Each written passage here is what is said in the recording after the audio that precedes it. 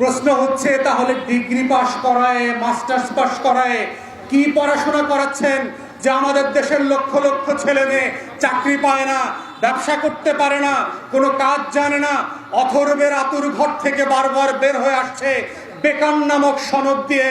তাহলে ম্যাট্রিকের সনদের নামে যে সনদ আপনারা তরুণদেরকে ধরিয়ে দিয়েছেন, এটা আসলে বেকারত্বের সনদ।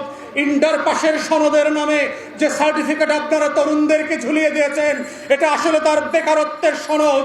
বিএ পাশের নামে আপনারা যে চটি তরুণদেরকে ঝুলিয়ে দিয়েছেন, এটা আসলে তার বেকারত্বের সনদ। মাস্টার্স পাশের নামে যে চটি এবং চোতা আপনারা ছাত্রদেরকে ধরিয়ে দিচ্ছেন, এটা আসলে তার অভিশাপের সনদ। তার শিক্ষিত বেকারত্বের যে অভিশাপ, সে আগামী বছরের পর বছর, যুগের পর যুগ ধরে কানবে এবং কাঁদবে, কিন্তু সমাধান পাবে না। এটা হলো সেই সনদ, এবং সেই সনদের তথ্য উপাত্ত পরিসংখ্যান বাংলাদেশের রাস্তায় রাস্তায়, অলিতে গলিতে তরুণদেরকে জিজ্ঞেস করেন।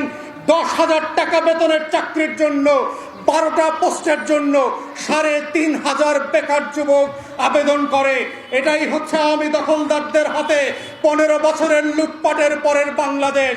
এটাই হচ্ছে সেই বাংলাদেশ, স্বাধীনতার 53 বছর পরের বাংলাদেশ, যেই বাংলাদেশ তার স্বপ্নের প্রত্যেকটা কথার সাথে বেইমানি করেছে। যেই বাংলাদেশের নেতারা আওয়ামী লীগের লুটপাটের ইতিহাস যারা জানেন, এখানে সম্মানিত মুক্তিযোদ্ধা আছেন, আমরা ইতিহাস থেকে জেনেছি একইভাবে লুটপাটের কারণে 72 থেকে 75-এ স্বাধীন বাংলাদেশে প্রথম দুর্ভিক্ষ হয়। আমরা ছবিতে দেখেছি সেদিন আওয়ামী লীগের নেতা কর্মীদের তাদের ছেলে মেয়েদের বিয়ে শাদী হচ্ছে 5 স্টার ক্লাবগুলোতে, লেডিস ক্লাব, উত্তরা ক্লাব আর ধানমন্ডি ক্লাবে, আর বাহিরে কুকুর বিড়ালের সাথে সেই উচ্ছিষ্ট হাড্ডি গুড্ডি খাচ্ছে বাংলাদেশের মানুষ। এই হচ্ছে আওয়ামী লীগের ইতিহাস। আওয়ামী লীগের পরতে পরতে হচ্ছে দুর্ভিক্ষের ইতিহাস লেগে আছে। 72 থেকে 75 না, গত 15 বছরের ইতিহাস দেখেন বাংলাদেশের গরিব মানুষগুলো কিভাবে কুকুর বিড়ালের পর্যায়ে নেমে গেছে। দুবেলা খেতে পায় না, রাস্তায় ঘুমোতে হয়, শীতের কাপড় নাই, একদিন গোশত কিনে খেতে পারে না, মাসে একটা ডিম কিনে খেতে পারে না। এটার কারণ হচ্ছে আওয়ামী লীগের লুটপাট। এই লুটপাট 72 থেকে 75-এ আমরা দেখেছি। এই লুটপাট আর দুর্ভিক্ষের উপরে গবেষণা করে অমর্ত্য সেন নোবেল পুরস্কার পেয়েছে। সে প্রমাণ করে দেখিয়েছে কিভাবে 3 বছরের মাথায় একটা সচ্ছল জাতি গরিব ভিক্ষুকে পরিণত হয়েছে 72 থেকে 75-এ। এটাই ছিল প্রথম বাকশাল। আর আজকের দ্বিতীয় বাকশালের আমলে আমরা দেখতে পাচ্ছি গত 15 বছরে দেশের 11 কোটি মানুষ দরিদ্র হয়ে গেছে শুধুমাত্র আওয়ামী লুটপাটের কারণে, আওয়ামী ব্যাংক ডাকাতদের কারণে, বিদেশে টাকা পাচার করার কারণে, আমার আপনার করের টাকায় দিয়ে লন্ডনে আর ম্যানহাটানে বাড়ি করার কারণে। এটাই হচ্ছে আওয়ামী লীগের ইতিহাস, দুর্বৃত্তপনার ইতিহাস। প্রিয় দেশবাসী, আমরা গত কয়েকদিনে আরো দেখলাম বাংলাদেশের একটা সচ্ছল বিভাগ ছিল বরিশাল বিভাগ, কিন্তু এই বরিশাল বিভাগ আজকে বাংলাদেশের সবচেয়ে গরিব বিভাগে পরিণত হয়েছে। বরিশাল বিভাগের একটা জেলা আছে ভোলা, যেখানে যে গ্যাস ক্ষেত্র আছে, এই গ্যাস দিয়ে সারা বাংলাদেশকে 2 বছর গ্যাসের সাপ্লাই দেওয়া হবে এবং সম্ভব। কিন্তু সেই ভোলার গ্যাস বরিশাল বিভাগে কোনো রকম সরবরাহ না করে পুরোটা ঢাকা এবং ময়মনসিংহ বিভাগে নিয়ে আসা হয়েছে। এইভাবে যদি একটা বিভাগের সকল সম্পত্তি লুটপাট করার অংশ হিসাবে অন্য বিভাগে ট্রান্সফার করা হয়, তাহলে সেই বিভাগ গরিব হবে না তো হবে কি? ধান নদী খালের সেই বরিশাল আজকে সবচেয়ে বেশি বস্তিতে বাস করছে বরিশালের মানুষ। বস্তিবাসী প্রায় 4,000 মানুষ বস্তিতে বাস করে, তার 13% মানুষ হচ্ছে বরিশালের। অথচ বরিশাল বিভাগ হচ্ছে শিক্ষায় দেশের সর্বোচ্চ 1 নম্বরে আছে। তাহলে সবচেয়ে শিক্ষিত হয়ে একটা জেলা কিভাবে সবচেয়ে গরিব হয়? এটার একমাত্র উত্তর হচ্ছে দুর্ভিক্ষ। এটার একমাত্র উত্তর হচ্ছে আওয়ামী বাকশালের দুর্বৃত্তপনা।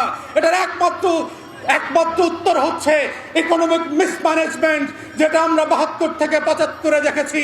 কোনো পরিকল্পনা ছাড়া রাষ্ট্রায়ত্ত করা হয়েছে, ব্যাংকগুলোকে রাষ্ট্রায়ত্ত করে ফেলা হয়েছে, প্রাইভেট মালিকদের কোম্পানিগুলোকে ওভারনাইট আওয়ামী লীগের নেতারা, যুবলীগের নেতারা গিয়ে দখল করে ফেলেছে।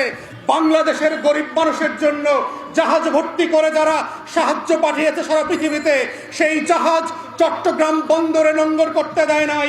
আওয়ামী লীগের লুটেরারা কলকাতায় নোঙ্গর করে সেই রিলিফের মাল বিক্রি করে দিয়েছে। এর নাম হচ্ছে আওয়ামী লীগ। বাংলাদেশে দুর্ভিক্ষের কারণ হচ্ছে আওয়ামী লীগ, এই দ্বিতীয় বাকশাল। যারা মনে করছে বাকশালের উন্নয়নের গল্প আপনারা শুনছেন, বাকশালের উন্নয়ন মানেই হচ্ছে দুর্ভিক্ষ, বাকশালের উন্নয়ন মানেই হচ্ছে ডাস্টবিনে কুকুর বিড়ালের সাথে মানুষের খাওয়ার চিত্র। বাকশালের উন্নয়ন মানে হচ্ছে ৭২ থেকে ৭৫-এ দেখেছি মেয়েরা মাছ ধরার জাল দিয়ে লজ্জা নিবারণ করেছে, কাপড় খুঁজে পায় নাই। এখনো বাকশালের সময় দেখবেন বাংলাদেশের লক্ষ লক্ষ মানুষ একটা সচ্ছল বৃত্তের মতো দুটো কাপড় কিনে পড়তে পারছে না। এটা হচ্ছে বাকশালের উন্নয়ন। এই উন্নয়ন আগে যেমন দেখেছি এখনো দেখতে পাচ্ছি। এই বাকশালের উন্নয়ন মানে আমার আপনার টাকা সব বিদেশে লুটপাট হয়ে যাবে। আওয়ামী লীগের এমপি মন্ত্রী, ছাত্র দলের নেতা, ছাত্রলীগের নেতা কর্মীরা কোটি কোটি টাকার মালিক হবে, আর আমি আপনি ভিক্ষার ঝুলি নিয়ে 4 ঘন্টা দাঁড়ায় থাকবো এক বক্স খাবারের জন্য।